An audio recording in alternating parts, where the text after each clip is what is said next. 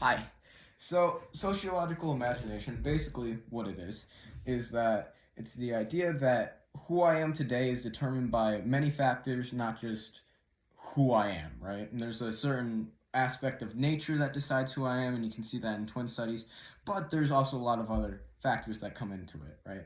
And sociological imagination is being able to take yourself out of society for a second and realizing the factors that have made you who you are. For example, I was born in 2004. I was born in Rockford, Illinois. If I was not born in the same town and the same place, I would not be who I am.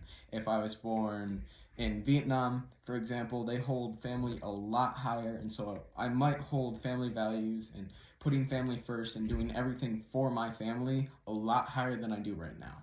Another example is if I was born pre-industrial revolution, still in the United States, but pre-industrial revolution, we were more focused on agriculture and farming than we were post-industrial revolution, right? Post-industrial revolution, schooling changed, and family changed because, people were going to work and working in factories. And the way schooling changed, it became a lot more systematic, right? You have the bell that rings, bell that rings that dismisses you to and from class. You were incentivized to just follow instruction, do what you're told, and that's exactly what they needed at the time for factory workers. Before, you were just kind of expected to do what you needed to for farming, right? And then, so that's basically just the ability to take yourself out of this situation and realize that sociological imagination is sort of like a graph where if time is going like this, right, and who you are as a person is determined by place and just nature, then you can stay the same on the nature and place, and you can move up and down in time, and you will be completely different. And if you stay in the same time and you move yourself up and down on place, then you're still going to be completely different, right?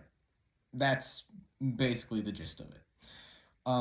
Two social institutions that I think affected me, I think it's economy, because one, I grew up in my parents are divorced. My dad was working class, my mom was middle class.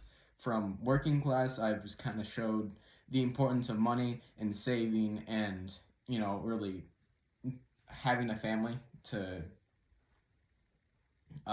depend on, right? And then from my middle class, right, I've been taught like the importances of college and working hard and just kind of doing what you're told, I guess, right? Then as another factor, obviously, my parents were like that because of the economy. I got the two different perspectives because of the economy, but I think the biggest thing that decided who I am was my family, right? For instance, when I was a kid, I had this jar, right? And I'd have an action figure that I want right next to it.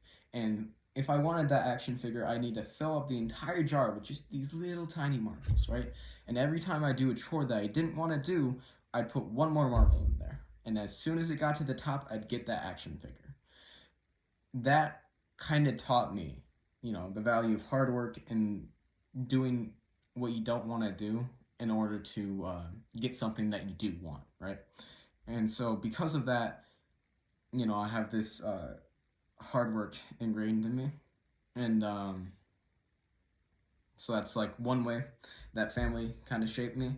Another example is that usually I'm pretty polite, if I want something, I'll say please or thank you if I get something or someone holds the door for me. That's just, one of the values that were taught to me and ingrained by me by my family, right? And then another thing is that two important decisions that I think I'm going to face in the next 10 years. I think where I'm going to transfer to after college, right? That's going to play an important role because depending on where I am, that's going to change my entire future. If I live in one place or another, I will have two completely different experiences and two completely different lives, right? And so something that might influence me there might be the economy, right? if the economy in the area is like really, really bad, if the prices of living are really, really high, but the wage is like really, really low, then I'm most likely not gonna transfer to another college where that's true. And another part of that is just that if I don't have the money to pay for the college that I want to go to, then I just can't do that, and that's how the economy affects me, right? And then, as far as another decision, I'm thinking I'm gonna get married or at least engaged in the next 10 years, right? That might be generous, but we'll see, I guess. Something that might play a fact into that, right, is that um, marriage rates are declining, but divorces are going down. Um, so if I'm able to get married, right, and it's not as likely because um, people are putting off marriage in order to get themselves set up for life right now. But if I do get married, that's or it's just a less likelihood of getting married, right?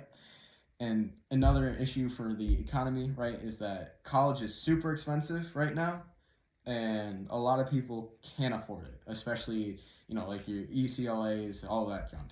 A lot of people can't afford all these upper tier colleges and even community colleges for some people, right? And so the economy would obviously play an issue into that.